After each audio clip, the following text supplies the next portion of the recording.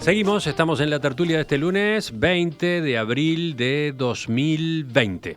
Estamos con Teresa Herrera, Cecilia Aguiluz, Pablo Carrasco, Santiago Soto.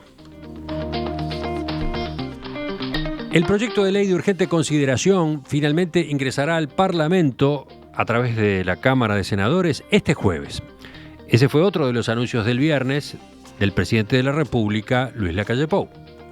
Nosotros sostenemos que el país se sigue moviendo, que el gobierno tiene que seguir trabajando, que hay que cumplir un compromiso establecido en la campaña electoral, reanudado después de terminadas las elecciones, en un proceso de un borrador de proyecto de ley que se conoció creo que el 22 de enero, que se repartió el jueves pasado a legisladores de todos los partidos. Lo tuvieron todos los legisladores de la coalición y de la oposición al mismo tiempo, y que después de 14 días, como van a haber pasado el jueves que viene, va a ingresar formalmente al Parlamento.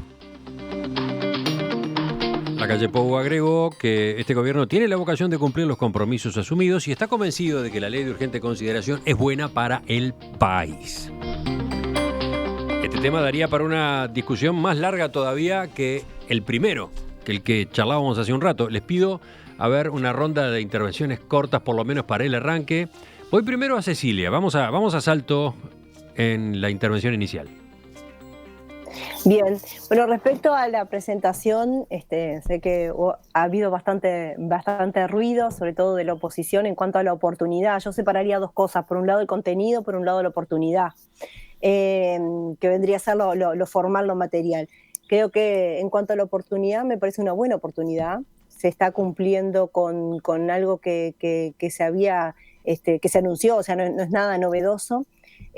Pero además, con mi poca experiencia legislativa, tener un texto previo de algo tan grande como es una ley de urgencia, con la cantidad de artículos que tiene esto, y irlo pudiendo estudiar, me parece que ha sido también una buena herramienta. Por lo tanto, desde ese punto de vista, y más allá, por eso digo, separando lo que es la parte del contenido, me parece que es bueno que los legisladores estén en este momento, mientras hay este impas de esta nueva normalidad que estábamos hablando a nivel de todos los ciudadanos, que los legisladores pueden estar trabajando en algo que en definitiva pretende ser un poco la columna vertebral de este periodo de gobierno. Santiago, la segunda intervención, la tuya.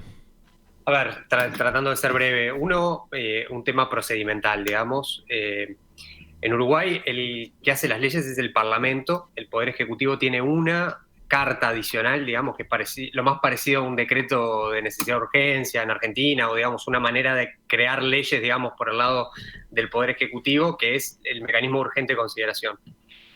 Sé que es un poco engorroso, pero la gran diferencia entre este mecanismo y el resto de las leyes habituales es que si el Parlamento no se expide, la norma queda con carácter de ley, digamos, o sea que el Poder Ejecutivo termina escribiendo, digamos, una ley, pese a que es una función del Poder Legislativo. Y yo creo que el riesgo que está asumiendo el presidente al enviar este jueves la ley de urgente consideración es que el Parlamento no la pueda tratar en los plazos adecuados y que quede firme, digamos, que queden firmes los artículos de esta ley que mandó sin ni siquiera el tratamiento parlamentario adecuado, porque además los plazos constitucionales son los que son, no se pueden cambiar, digamos, porque una vez que la envíe con este mecanismo, en aproximadamente 100 días, si el Parlamento no se expide, va a quedar aprobada. Y creo que es contradictorio con el mensaje incluso del director de salud, que hablaba de esta estrategia del on-off y toda esa historia.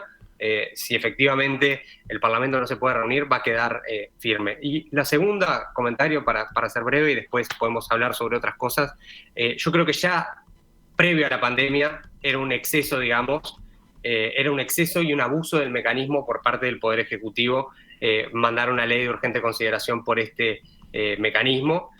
Me parece que esto es claramente así, son más de 500 artículos que no se van a poder tratar con la profundidad que amerita, y a pesar de que a alguno le guste la facilidad, digamos, de decir, bueno, lo bueno es que se puede imponer la agenda rápidamente, yo creo que se fuerza un mecanismo que en términos de calidad del debate democrático puede tener malas consecuencias, incluso en el largo plazo. Imaginen que todos los presidentes, a partir de ahora, todos los presidentes utilicen este mecanismo para imponer su agenda al principio de cada periodo de gobierno. Y yo creo que es un estiramiento, un abuso del Poder Ejecutivo sobre el Legislativo y un error, digamos, para la madurez y la calidad de nuestras instituciones democráticas, por lo que, más allá de los contenidos, en cuestiones de forma, con la pandemia me parece absolutamente adicional, disparatario, y además creo que claramente, para tener una idea, esta ley tiene más artículos que todos los proyectos de urgente consideración que se enviaron desde que se abrió la democracia hasta ahora. Pablo. Tiene más de 12 artículos que todos los artículos sumados. Pablo, acá tenemos discusión, Sí. me imagino. A ver. Sí. Yo lo que veo, por ejemplo, que cuando escuchás a la oposición, y cuando yo digo oposición, digo Frente Amplio, PIT-CNT, Universidad de la República, porque para mí son Hugo, Paco y Luis, los sobrinos de Donald, que son los tres igualitos, que es difícil distinguirlos. Bueno, Hugo, Paco y Luis, la oposición, está diciendo, en este momento nosotros queremos priorizar la salud, y yo no entiendo muy bien qué quiere decir, más allá de que esa contradicción no la suscribo, pero vamos por el absurdo. Entonces, hagámosle caso y vamos a dedicarnos a la salud y no a estas cosas. Y repasás un poquito qué hemos recibido de la oposición como sugerencias para cuidar la salud y hacerla compatible con la economía. La cuarentena obligatoria, que no parece haber sido una idea brillante a la luz de la experiencia.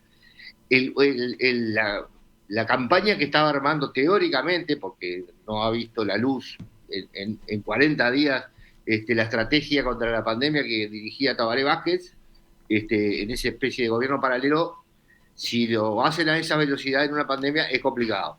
El caceroleo, ¿no? Que fue otra gran ayuda que nos dieron para la salud, el gastar plata ajena, por supuesto que Olesker es el abanderado de gastar la plata a los demás, prohibir los despidos de las empresas y grabar el capital, que como dice Ignacio Mullo, es querer comerte la carne de la vaca que vas a ordeñar, ¿no?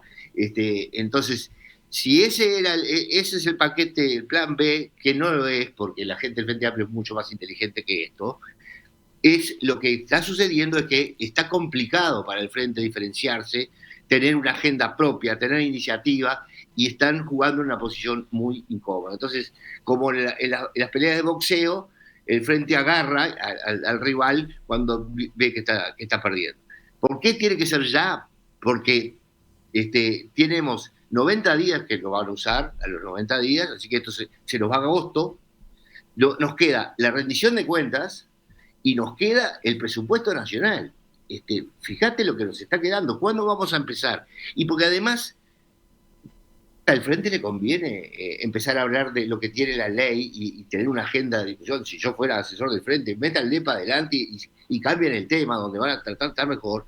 Y porque además, por último, y cierro con esto, digo, es un mal ejemplo que el Parlamento no esté generando valor, es un pésimo ejemplo. Si vos vas a pensar, con disculpas a Cecilia, que no la aludo para nada, pero digamos, ya no tienen que mirar en Netflix. Ya, tienen que empezar a hacer algo porque los demás están haciendo por su... Y no está bien, así como le cayó simpático a todo el mundo, que para mí no es tan trascendente, que se saquen el sueldo, muestren su capacidad de arriesgarse trabajando, porque a ustedes les tocó estar ahí, y son héroes. Los queremos aplaudir en el balcón, no los queremos ver viendo Netflix. Y ahora sí, Teresa, la última. Yo increíblemente coincido con lo de Pablo, con lo que, bueno, que los parlamentarios están trabajando en el Parlamento. Digo. Si no pueden trabajar directamente en el Parlamento, tienen que hacer teletrabajo como lo hacemos todos, pero obviamente que tiene que haber una productividad parlamentaria, sobre todo en una situación como esta, tienen que como que dar el ejemplo mucho más que nunca, ¿no? Eso en primer lugar. En segundo lugar, con respecto a la LUC específicamente, a mí me hubiera gustado por ahí una LUC desglosada. O sea, porque incluso decían que no se podía, pero después dijeron que sí, que se puede, igual dado un determinado periodo, pedir otra ley de urgencia. No sé, a mí me parece que hay temas de la LUC que sí son de urgencia, seguramente todos los temas de seguridad, más allá de las discrepancias que pueda tener con alguno de los artículos, pero no es el tema de hoy. el tema de la seguridad puede ser un tema que sí, que sería comprensible que aún dentro de la pandemia se largara esto al Parlamento, porque evidentemente seguimos teniendo problemas muy serios de seguridad y muy graves, y bueno, y la perspectiva que ha tenido el gobierno, lo ha demostrado durante la campaña electoral, ha sido diferente de lo que se venía aplicando hasta ahora. Entonces, en ese sentido, capaz que haber desglosado por distintos tipos de temas hubiera sido mucho más, me parece, de recibo. Ahora, ese es un tema. El contenido específico de la LUC y la posibilidad de trabajarlo durante todo este tiempo, 500 artículos con la pandemia de por medio, ya era tremendo pensarlo en situación normal.